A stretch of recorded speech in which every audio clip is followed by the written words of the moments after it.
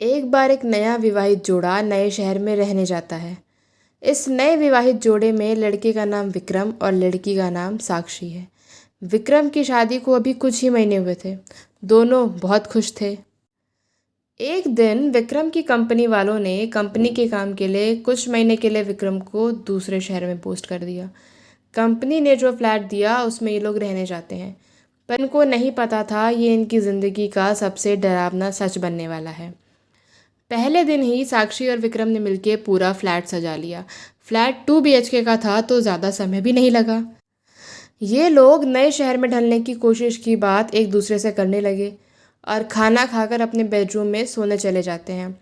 देर रात में विक्रम की नींद खुल जाती है। वो पानी पीने के लिए उठता है।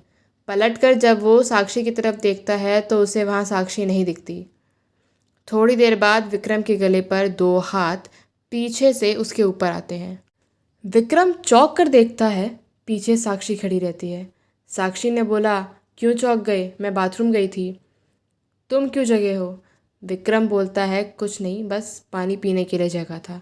ये लोग फिर सो जाते हैं। सुबह उठकर साक्षी दोनों के लिए नाश्ता और खाना बनाती है। विक्रम नाश्ता करके अपना टिफ़िन लेकर काम पर निकल जाता है। साक्षी अपने फ्लैट में अकेले सोच रही होती है, चलो जो बाकी का काम है उसे ही कर लेती हूँ। वो कपड़े धुलने के लिए वॉशिंग मशीन की तरफ जाती है, फिर मशीन में कपड़े धुलने के लिए डालकर वहाँ से चली जाती है। थोड़ी देर बाद वो वापस आती है तो देखती है कि कपड़े तो वॉशिंग मशीन में है ही नहीं। घबराकर इधर उधर ढूंढते ढूंढते अपने बेडरूम में पहुँचती है। वहाँ उसके सारे गीले कपड़े उसके बिस्तर पर थे। वो ये सब समझ नहीं पाती है। शाम को विक्रम के घर आने के बाद उसे सारी बातें बताती है। विक्रम इसे वहम समझकर बात काट देता है। रात में दोनों वापस अपने बेडरूम में सोने चले जाते हैं। तभी किसी की तेज़ तेज़ सांस लेने की आवाज़ विक्रम को सुनाई देती है। विक्रम धुंधली आंखों से बैठता है और मुड़कर देखता है तो वो बिस्तर से डर के मारे गिर जाता है। वो देखता है बिस्तर पर साक्षी के बगल में कोई काला साया सोया है जो एक आदमी की तरह दिख रहा था।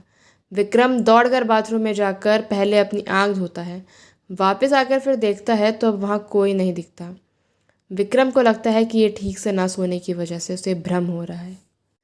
इसी तरह से 1 हफ्ता बीतने के बाद दोनों अब तक कई बार डर का सामना कर चुके थे, पर वो उसे भ्रम मानकर बार बार टाल देते थे।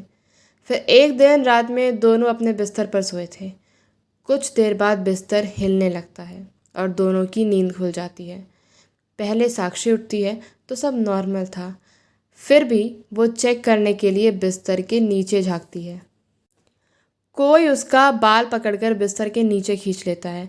साक्षी चिल्लाती है तो विक्रम जग जाता है और वो बिस्तर के नीचे उतरकर साक्षी को देखता है और पीछे की तरफ गिर जाता है क्योंकि वो देखता है कि साक्षी लेटी हुई उसकी तरफ देख रही है और उसके पीछे कोई है जो साक्षी का सर ज़मीन पर दबाया हुआ है।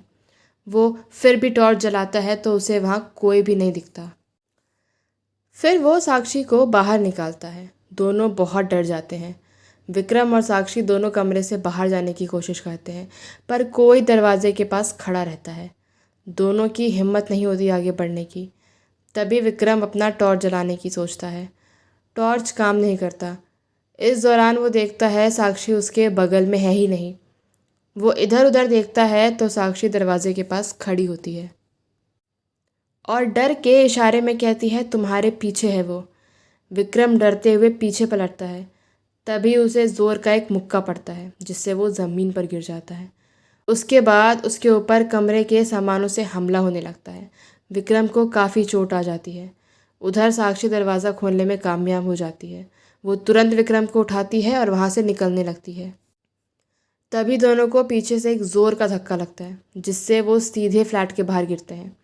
वो तुरंत ही लिफ्ट में चले जाते हैं और बिल्डिंग के बाहर पहुंचने के बाद देखते हैं कोई साया उनके फ्लैट की खिड़की पर खड़ा है जो थोड़ी देर में गायब हो जाता है और फ्लैट की लाइट भी बंद हो जाती है।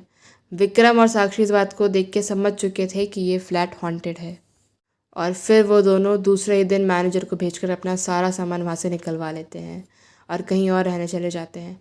पर यह हादसा आज भी उनकी रातों की नींद उड़ा देता है।